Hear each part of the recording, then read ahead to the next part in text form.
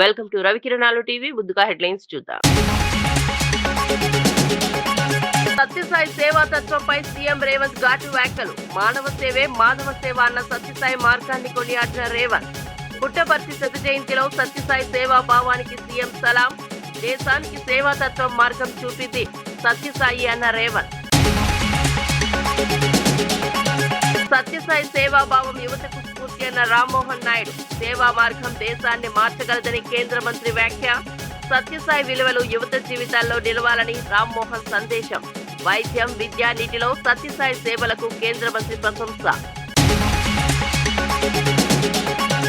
BC రిజర్వేషన్లలో Congress మోసం బయటపెట్టిన Talasani. Kamareddy declaration మర్చిపోయారా అని తలసాని తీవ్ర విమర్శ. జీవో 46పై తలసాని ఘాటు వ్యాఖ్యలతో రాజకీయ స్క్వాడ్. బీసీ హక్కుల కోసం పెద్ద పోరాటం చేస్తామని తలసాని హెచ్చరిక.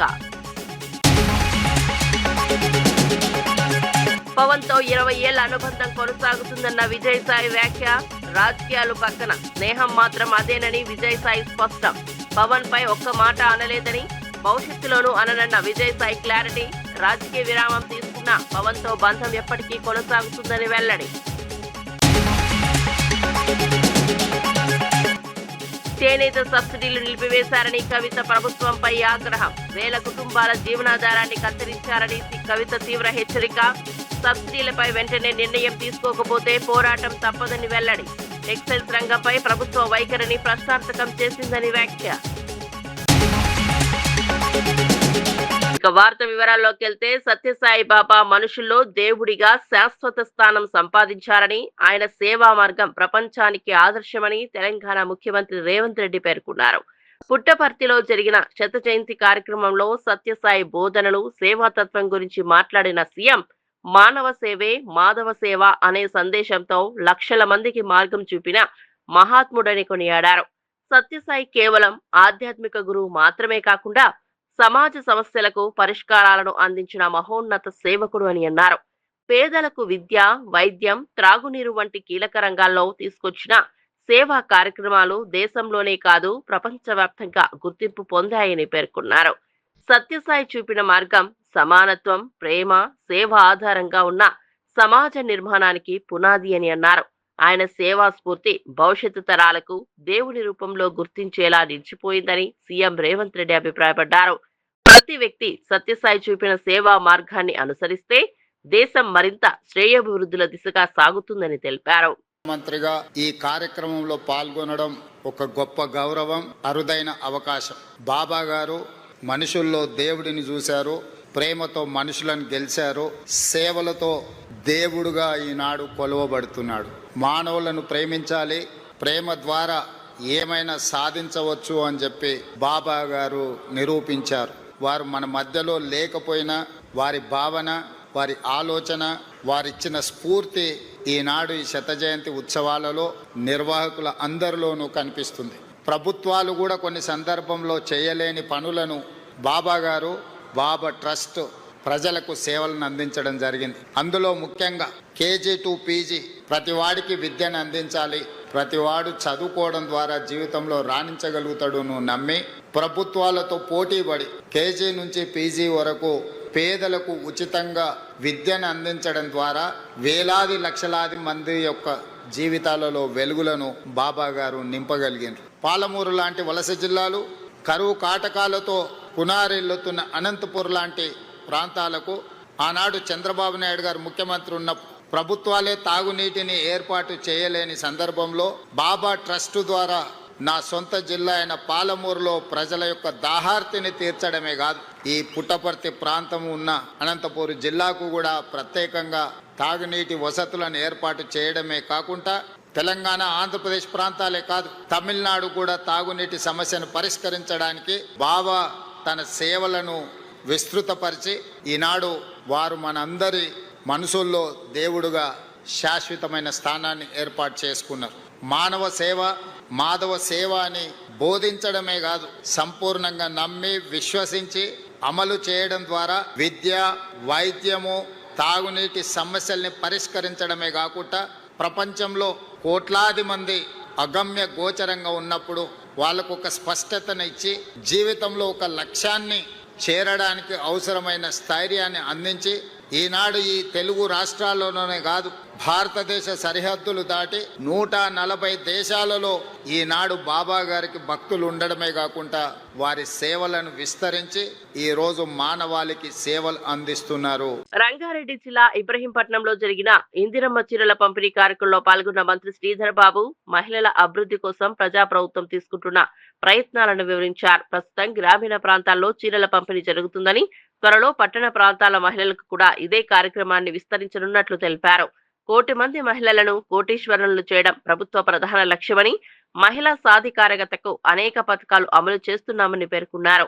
మహిళలు ఆర్థికంగా బలపడితే కుటుంబాలు, సమాజం, రాష్ట్రం అభివృద్ధి చెందుతుందని మంత్రి అన్నారు. స్వయం సహాయక సంఘాలకు రుణాలు, శిక్షణ కార్యక్రమాలు, ఆదాయ ఉత్పత్తి యూనిట్లు ప్రధాన ప్రాధాన్యతలో ఉన్నాయని చెప్పారు. అదేవిధంగా చైర్మన్లు మరి వివిధ నియోజకవర్గాలకు సంబంధించిన పెద్దలందరి సమక్షంలో ప్రత్యేకంగా గ్రామీణ ప్రాంతంలో ఈ చీరల పంపిణీ కార్యక్రమాన్ని ఈ రాష్ట్ర ప్రభుత్వం మొదలుపెట్టింది.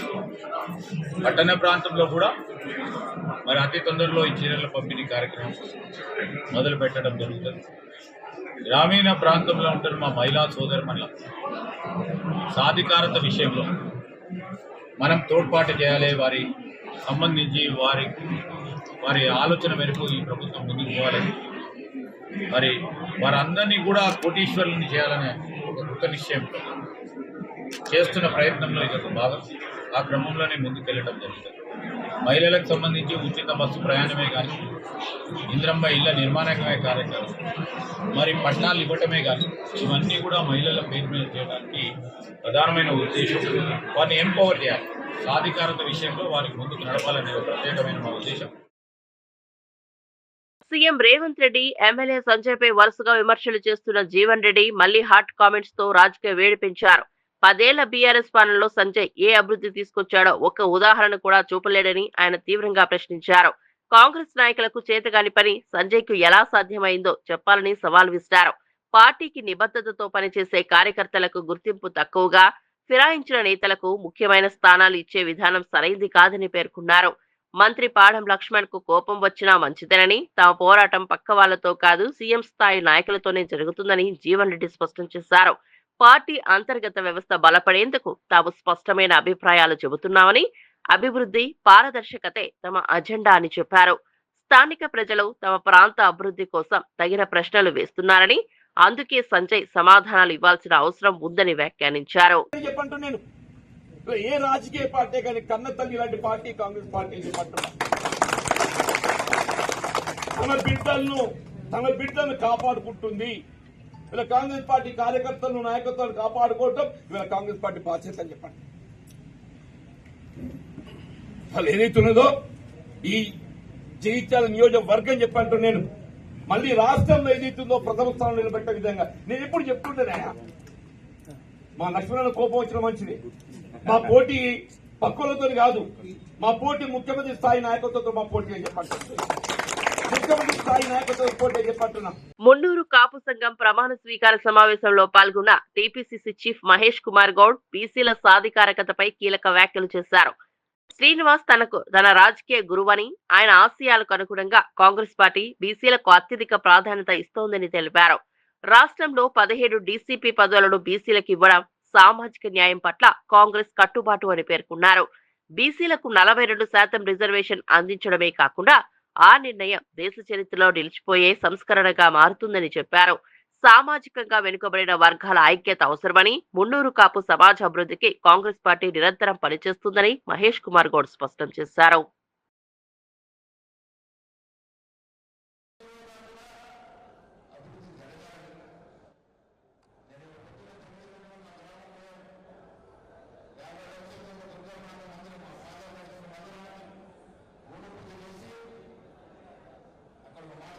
మాజీ ఎంపీ విజయసాయిరెడ్డి పవన్ కళ్యాణ్ తో తనకు 20 ఏళ్లుగా కొనసాగుతున్న స్నేహ బంధాన్ని గుర్తు చేసుకున్నారు. పవన్ గురించి తాను ఒక్క మాట కూడా ఎప్పుడూ అనలేదని, భవిష్యత్తులో కూడా అలాంటి వ్యాఖ్యలు చేయనని స్పష్టం చేశారు.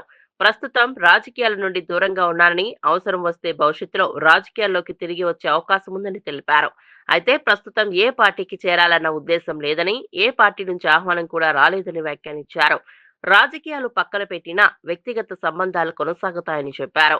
పవన్ కళ్యాణ్ ప్రజాసేవలో ప్రత్యేక శైలి కలిగిన నాయకుడని, ఆయనతో తన అనుబంధం పరస్పర గౌరవంపై నిలిచి ఉందని అన్నారు. అభిప్రాయ భేదాలు ఉన్నా వ్యక్తిగత సంబంధాలు మారవని, రాజకీయాలు వ్యక్తిగత స్నేహాన్ని ప్రభావితం చేయవద్దని వ్యాఖ్యానించారు. ప్రజల కోసం పనిచేసే ప్రతి నాయకుడిని గౌరవించడం రాజకీయ సంస్కృతి బలపడేందుకు అవసరమని చెప్పారు. తన భవిష్యత్తు నిర్ణయాలు పూర్తిగా వ్యక్తిగతంగా ఉంటాయని, ప్రస్తుతం ప్రజా జీవితం నుండి విరామం తీసుకుని ఉన్నట్లు తెలిపారు. పార్టీలో చేరాలనేటటువంటి ఉద్దేశం ఈ రోజు కానీ రకరకాలుగా పేపర్లో మీరే రాశారు.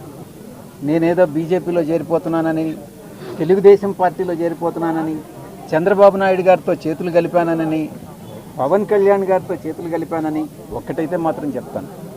పవన్ కళ్యాణ్ గారు నాకు మిత్రుడు.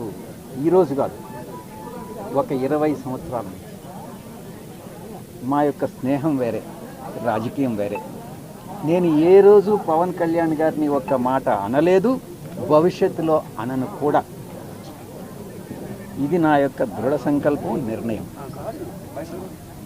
ఇక రాజకీయ రంగ ప్రవేశం అన్నటువంటిది పరిస్థితులను బట్టి ఏ రకంగా నేను నిష్క్రమించానో అవసరమైతే తిరిగి రాజకీయాల్లోకి రావడానికి కూడా నేను సిద్ధంగా ఉన్నాను. కాంగ్రెస్ నుంచి కానీ కమ్యూనిస్టుల నుంచి కానీ నాకు ఎటువంటి ఆహ్వానము లేదు, నేను చేరే ఉద్దేశము లేదు. హుజరాబాద్ నియోజకవర్గం ఎల్కతుర్కి మండల కేంద్రంలో జరిగిన ఇందిరమ్మ చీరల పంపిణీ కార్యక్రమంలో మంత్రి పొన్నం ప్రభాకర్ ప్రధాన అతిథిగా పాల్గొన్నారు. 1 కోటి మంది మహిళలను కోటీశ్వరులను చేయాలనే లక్ష్యంతో ప్రతి ప్రభుత్వం పనిచేస్తోందని స్పష్టం చేశారు. ప్రస్తుతం మహిళా సంఘాలకు ప్రభుత్వం అందిస్తున్న మద్దతు వారి ఆర్థిక అభివృద్ధికి పెద్ద పునాది అవుతుందని చెప్పారు. గత బీఆర్ఎస్ ప్రభుత్వ కాలంలో మహిళా సంఘాలు వడ్డీలు కూడా చెల్లించలేకపోయారని, ఆ కారణంగా వేలాది మంది మహిళలు ఇబ్బందులు ఎదుర్కొంటున్నారని పేర్కొన్నారు. ప్రజాప్రభుత్వం బాధ్యతగా వ్యవహరిస్తూ మహిళా సంఘాల పెండింగ్ వడ్డీలను చెల్లించడంతో పాటు ఆర్థిక కార్యక్రమాలకు కొత్త అవకాశాలు కల్పిస్తోందని మంత్రి తెలిపారు. వారి పాటలు వారు ఇచ్చినటువంటి స్ఫూర్తి నిదర్శనం వాటి సందర్భంగా మనవి చేస్తూ, వేదిక మీద చాలా మంది పెద్దలు ఉన్నారు. ఇప్పటికే గౌరవ ముఖ్యమంత్రి గారు అందశ్రీకి సంబంధించి సముచిత గౌరవాన్ని ఇస్తూ వారి చరిత్రను పాఠ్య పుస్తకాంశాల్లో పెట్టడంతో పాటుగా వారు రచించినటువంటి గీతాన్ని శాశ్వతంగా తెలంగాణ ప్రజలు తెలంగాణ ఐక్యతకు ఉండే విధంగా జయహో తెలంగాణ రాష్ట్రీయ జాతీయ గీతంగా చెప్పడంతో పాటుగా వారి స్మారక స్థూపానికి సంబంధించి ఇచ్చిన మాట ప్రకారంగా హైదరాబాద్ జిల్లా ఇన్ఛార్జ్ మంత్రిగా ఆ కార్యక్రమాలన్నీ వేగవంతంగా పూర్తయ్యే విధంగా పర్యవేక్షిస్తామని, అందశ్రీ గారి స్ఫూర్తి భవిష్యత్ తరానికి తెలిసే విధంగా కళాకారులు ఇతర మేధావులంతా వారి స్ఫూర్తిని ముందుకు కొనసాగించే విధంగా తెలంగాణ అభివృద్ధికి, తెలంగాణ ఐక్యతకు, ప్రజాపాలనకు నిండు ఆశీర్వచనమియాలని కోరుతూ అందరు నమస్కారం చెప్తూ సెలవు తీసుకుంటాను. ఒంగోలులో గనుల శాఖ నూతన కార్యాలయ భవన నిర్మాణానికి మంత్రి కొల్లు రవీంద్ర శంకుస్థాపన చేశారు. ఈ సందర్భంగా మాట్లాడుతూ, రాష్ట్ర వ్యాప్తంగా అన్ని జిల్లాల్లో మైనింగ్ కార్యాలయాలు నిర్మించేందుకు ప్రభుత్వం సిద్ధంగా ఉందన్నారు. జగన్ ప్రభుత్వం కాలంలో మైనింగ్ రంగాన్ని పూర్తిగా దోచుకున్నారని, అన్యాయంగా లాక్కున్న మైన్స్ ను కూటమి ప్రభుత్వం తిరిగి ప్రారంభించినట్లు తెలిపారు. పారదర్శకతను ప్రధానంగా తీసుకుని మైనింగ్ వ్యవస్థను పూర్తిగా మార్చుతున్నామన్నారు. ఉచిత ఇసుక పాలసీని అమలు చేయడం ద్వారా ప్రజలకు భారీగా ఆదా కలుగుతోందని, ఇసుక అందుబాటులో లేని ప్రాంతాలకు కూడా ప్రభుత్వం సరఫరా చేస్తోందని విమర్శించారు. ఇటీవల విశాఖలో జరిగిన గ్లోబల్ సమ్మిట్ లో రికార్డుల స్థాయిలో పెట్టుబడులు వచ్చినట్లు, వచ్చే నెలలో ప్రకాశం జిల్లాలో కూడా భారీ ప్రాజెక్టులు ప్రారంభం కానున్నట్లు తెలిపారు. ఈ పెట్టుబడులు అమల్లోకి వస్తే జిల్లాలోనే మాత్రమే కాదు, రాష్ట్రం మొత్తం ముఖ చిత్రం మారిపోయే స్థాయి అభివృద్ధి సంభవిస్తుందని మంత్రి కొల్లు రవీంద్ర నమ్మకం వ్యక్తం చేశారు. ప్రభుత్వం పారదర్శక విధానాలతో ముందుకు సాగుతోందన్నారు. ఇవాళ రాష్ట్రంలోనే మరి గత 5 సంవత్సరాలు మనం చూసాం. జగన్మోహన్ రెడ్డి ప్రభుత్వంలో మైనింగ్ని ఏ రకంగా వాళ్ళు దోచుకున్నారు. ముఖ్యంగా మైనింగ్ ఓనర్స్ కానీ ఆ పరిశ్రమ మీద ఆధారపడిన వాళ్ళందరూ కూడా ప్రతిరోజు దినదిన గణంగానే గడిచింది. కానీ గౌరవ ముఖ్యమంత్రి చంద్రబాబు నాయుడు గారు కూటమి ప్రభుత్వం వచ్చిన తర్వాత చాలా పారదర్శకంగా మేము ముందుకెళ్తూ మరి ఈరోజు ఒక పాలసీ కూడా తీసుకున్నాం. మైనింగ్ పాలసీ తీసుకుని గత ప్రభుత్వంలో వాళ్ళు వేసినటువంటి ఫైన్స్ కానీ, వాళ్ళు బలవంతంగా లాక్కున్నటువంటి కొన్ని మైన్స్ని కానీ ఇవాళ మళ్ళీ తిరిగి ప్రారంభించి తిరిగి ఈ రాష్ట్రంలో మైనింగ్ యాక్టివిటీకి పెద్ద ఎత్తున పెట్టవేయటం జరిగింది. ఇవే కాకుండా ఇంకా రేర్ ఎర్త్ మినరల్స్కి సంబంధించి కూడా ఇవాళ ఒక ప్రత్యేక కార్యక్రమాలు తీసుకుంటున్నాం. బీచ్ శాండ్స్కి సంబంధించి కూడా ప్రత్యేక కార్యక్రమాలు తీసుకుంటున్నాం. ముఖ్యంగా శాండ్ కూడా ఏదైతే ఇవాళ ఇసుక గత ప్రభుత్వంలో దోపిడీ చేశారో గౌరవ ముఖ్యమంత్రి గారు ఆదేశాలతో ఫ్రీ శాండ్ పాలసీ ఇవాళ రాష్ట్రంలో అమలు చేస్తున్నాం. ఎక్కడైనా సరే అవైలబిలిటీని బట్టి స్వయంగా వాళ్ళే వచ్చి తీసుకెళ్లే కార్యక్రమాన్ని చేస్తున్నాం. నిరంతరం దీన్ని మానిటర్ చేస్తున్నాం. ఎక్కడన్నా శాండ్ అవైలబిలిటీ లేనటువంటి ప్రాంతాల్లో కూడా ఇవాళ మేము అక్కడ పాయింట్స్ పెట్టి అక్కడి నుంచి వాళ్ళు శాండ్ తీసుకెళ్లే విధంగా కార్యక్రమాన్ని చేస్తున్నాం. ఎక్కడైతే అవైలబిలిటీ ఉంటుందో అక్కడ తీసుకెళ్ళి ఎక్కడైతే శాండ్ లేని ప్రాంతాల్లో పెట్టి వాళ్ళకి కార్యక్రమాలు చేయడం జరుగుతుంది. మరి మొన్న కూడా చూసాం విశాఖపట్నం ఏదైతే సమ్మిట్ జరిగిందో ఇవాళ రికార్డు స్థాయిలో దాదాపు 13.5 లక్షల. వనపర్తి జిల్లా కొత్తపేటలో చేనేత కార్మికులతో సమావేశమైన తెలంగాణ జాగృతి అధ్యక్షురాలు కల్వకుంట్ల కవిత చేనేత రంగంపై కాంగ్రెస్ ప్రభుత్వ వైఖరిని తీవ్రంగా విమర్శించారు. ప్రభుత్వ మార్పు తర్వాత చేనేత కార్మికులకు లభించాల్సిన సబ్సిడీలను నిలిపివేయడం చాలా పెద్ద అన్యాయమని పేర్కొన్నారు. వేలాది కుటుంబాలు చేనేతపై ఆధారపడి జీవనం సాగిస్తున్న సమయంలో ఇలాంటి నిర్ణయాలు తీసుకోవడం ఆర్థికంగా తీవ్ర దెబ్బతీస్తోందని ఆవేదన వ్యక్తం చేశారు. పాతబడి ఉన్న యంత్రాలు, పెరిగిన ముడి సరుకు ధరలు, మార్కెట్లో పోటీ అన్నీ కలిసి చేనేత కూలీల పరిస్థితి మరింత క్లిష్టం చేస్తున్నాయని తెలిపారు. ఈ నేపథ్యంలో పెండింగ్ లో ఉన్న సబ్సిడీలను వెంటనే విడుదల చేయాలని తెలంగాణ జాగృతి అధ్యక్షురాలు కవిత డిమాండ్ చేశారు. మండల కేంద్రం అయితే అన్ని నడిచొస్తాయని టెన్షన్ పడకు, మొదలు మండల కేంద్రం కావాలి. అయితే ఒకటి అన్ని కూడా అడగడానికి మనకు ఆస్కారం ఉంటుంది.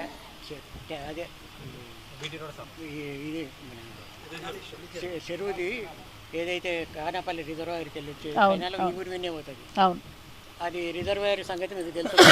అటు నుంచే వచ్చినాయి. ఇంకోటి చెరువులో మునిగిపోయినాయి కొన్ని భూములు. దానికి వచ్చి మునిగిపోతే వాళ్ళ కోర్టు పోయింది, న్యాయం జరగలి తిరుగుతూనే ఉన్నారు.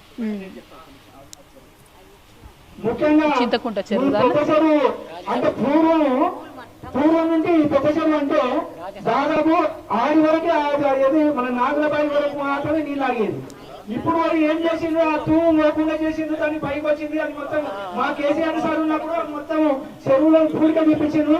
ఈ పెద్ద చెరువుకు సాధ్యం కాలేదు, ఎందుకంటే పెద్ద చెరువు అంటే సముద్రం అంతా ఉంది. అది దానికి చేసి వీళ్ళు పోలేకపోయారు, లోపలికి పోలేక ఆ యొక్క పెద్ద చెరువును పూర్తిగా తీయడానికి అది ఏమైందంటే అది మొత్తం అలుగు పైకి వచ్చి చెరువు నీళ్ళు వచ్చి దొంగ సాగిన అన్ని డొమ్ముకానే వరకు రైతుల పొలాలు మొత్తం నాటిన నాటు కూడా మొత్తం ఆ చెరువులో వెళ్ళిపోయింది. రైతులు ఇప్పుడు చూడు, ఆయన సత్యమన్న హైదరాబాద్ సత్యమన్న పదే ఆయన బాధపడుతున్నాడు. మేడం దగ్గర తీసుకుపో మేడం అన్న ఇది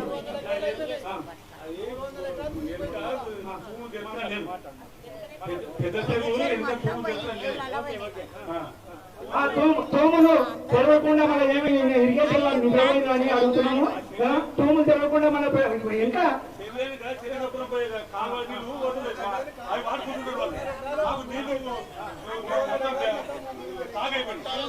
సమస్యలు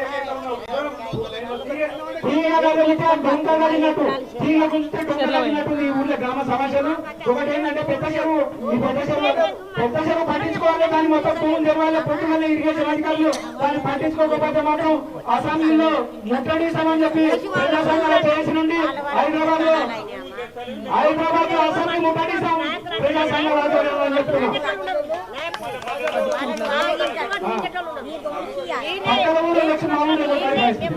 పక్కన ఊళ్ళో వచ్చి మా ఊళ్ళో పనిచేస్తున్నారు. ఏమిటి కానీ ఎందుకు జరుగుతున్నారో మా గ్రామ ప్రజల పాటలు శివన్ వచ్చేదా. రాష్ట్రంలో ఎన్నడూ లేని విధంగా డీసీసీ అధ్యక్ష నియామకాల్లో సామాజిక సమతుల్యతకు ప్రాముఖ్యత ఇచ్చామని పిసిసి అధ్యక్షుడు మహేష్ కుమార్ గౌడ్ తెలిపారు.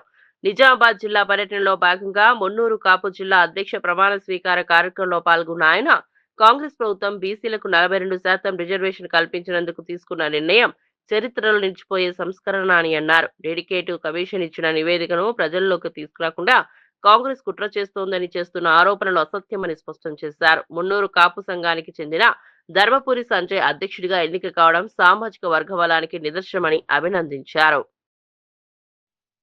కుల సర్వే చేయడం ఒక చరిత్రాత్మక నిర్ణయం.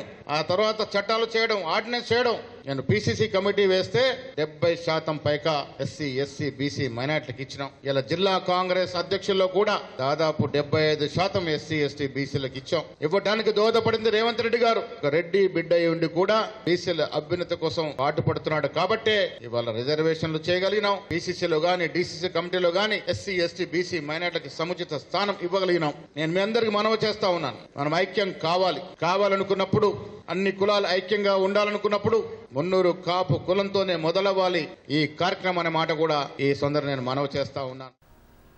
బీసీలకు 42% రిజర్వేషన్లు అందిస్తామని కాంగ్రెస్ చెప్పి ఇప్పటికీ అమలు చేయకపోవడం పెద్ద మోసమని మాజీ మంత్రి తలసాని శ్రీనివాస్ యాదవ్ తీవ్రంగా వ్యాఖ్యానించారు.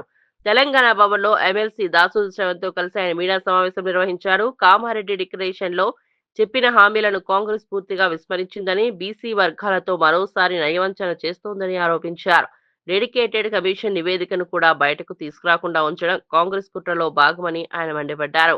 పంచాయతీ ఎన్నికల కోసం జారీ చేసిన జీవో నెంబర్ 46 పూర్తిగా అమానుషమని, వార్డు సభ్యుల రిజర్వేషన్లకు సిపిక్ సర్వీసు, సర్పంచ్ రిజర్వేషన్లకు 2011 జనాభా లెక్కలను ఆధారంగా తీసుకోవడాన్ని తలసాని తప్పుపట్టారు. మా బీసీ నాయకత్వం తెలంగాణ భవన్లో కేటీఆర్ గారు, హరీష్ రావు గారు అందరం కలిసి దీని మీద చాలా సీరియస్ గా చర్చ చేయబోతున్నాం.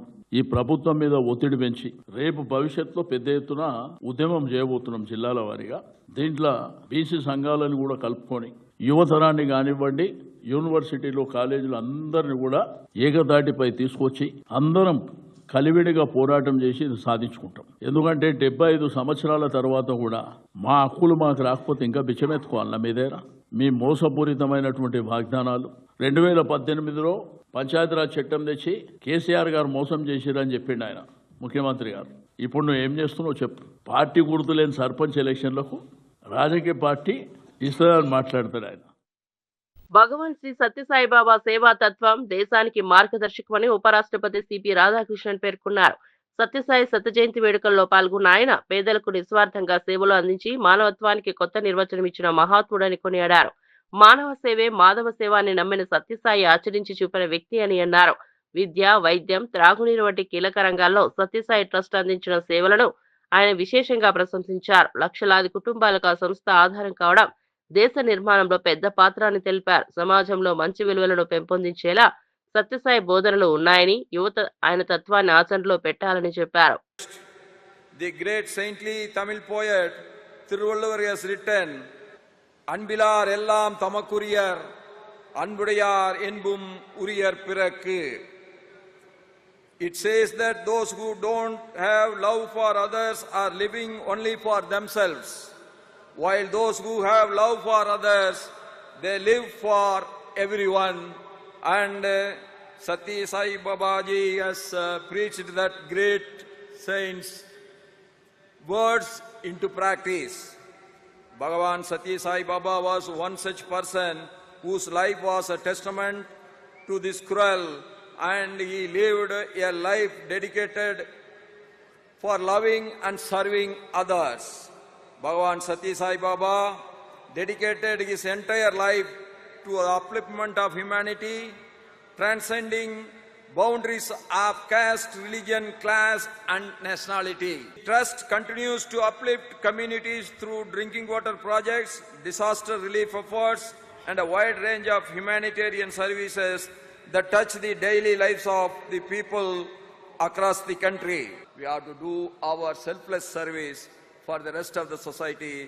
That is the great preachings of our Bhagavan Sri Sati Sai Baba. We will follow it in our life throughout. And Jai Sai Ram.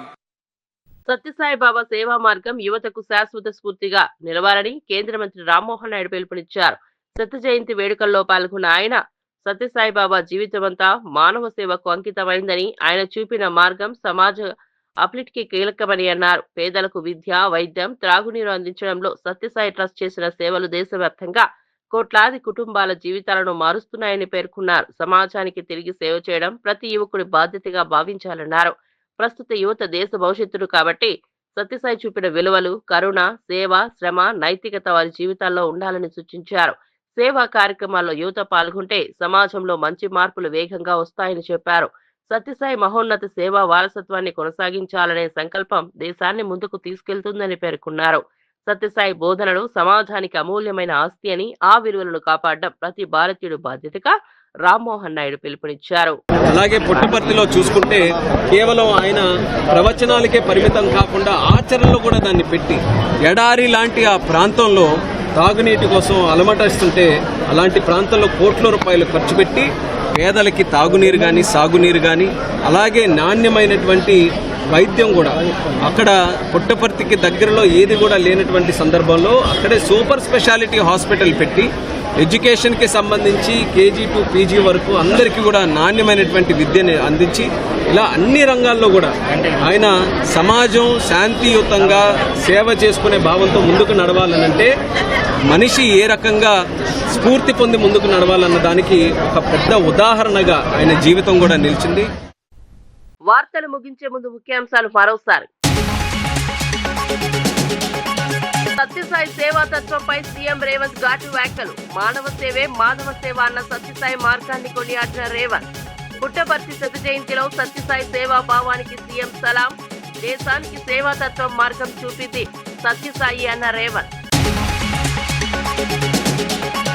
Sathya Sai సేవాభావం యువతకు స్ఫూర్తి అన్న రామ్మోహన్ నాయుడు. సేవా మార్గం దేశాన్ని మార్చగలదని కేంద్ర మంత్రి వ్యాఖ్య. సత్యసాయి విలువలు యువత జీవితాల్లో నిలవాలని రామ్మోహన్ సందేశం. వైద్యం, విద్య, నీటిలో సత్యసాయి సేవలకు కేంద్ర మంత్రి ప్రశంస. బీసీ రిజర్వేషన్లలో కాంగ్రెస్ మోసం బయటపెట్టిన తలసాని. కామారెడ్డి డిక్లరేషన్ మర్చిపోయారా అని తలసాని తీవ్ర విమర్శ. జీవో 46పై తలసాని ఘాటు వ్యాఖ్యలతో రాజకీయ స్క్వాల్. బీసీ హక్కుల కోసం పెద్ద పోరాటం చేస్తామని తలసాని హెచ్చరిక. పవన్ తో 20 ఏళ్ల అనుబంధం కొనసాగుతుందన్న విజయసాయి వ్యాఖ్య. రాజకీయాలు పక్కన స్నేహం మాత్రం అదేనని విజయసాయి స్పష్టం. పవన్ పై ఒక్క మాట అనలేదని, భవిష్యత్తులోనూ అననన్న విజయసాయి క్లారిటీ. రాజకీయ విరామం తీసుకున్న పవన్ తో బంధం ఎప్పటికీ కొనసాగుతుందని వెల్లడి. చేనేత సబ్సిడీలు నిలిపివేశారని కవిత ప్రభుత్వంపై ఆగ్రహం. వేల కుటుంబాల జీవనాధారాన్ని కత్తిరించారని కవిత తీవ్ర హెచ్చరిక. సబ్సిడీలపై వెంటనే నిర్ణయం తీసుకోకపోతే పోరాటం తప్పదని వెల్లడి. టెక్స్టైల్స్ రంగంపై ప్రభుత్వ వైఖరిని ప్రశ్నార్థకం చేసిందని వ్యాఖ్య. ఇవి ఈనాటి వార్తా విశేషాలు. మరో బులెటిన్ లో మళ్ళీ కలుద్దాం. నమస్కారం.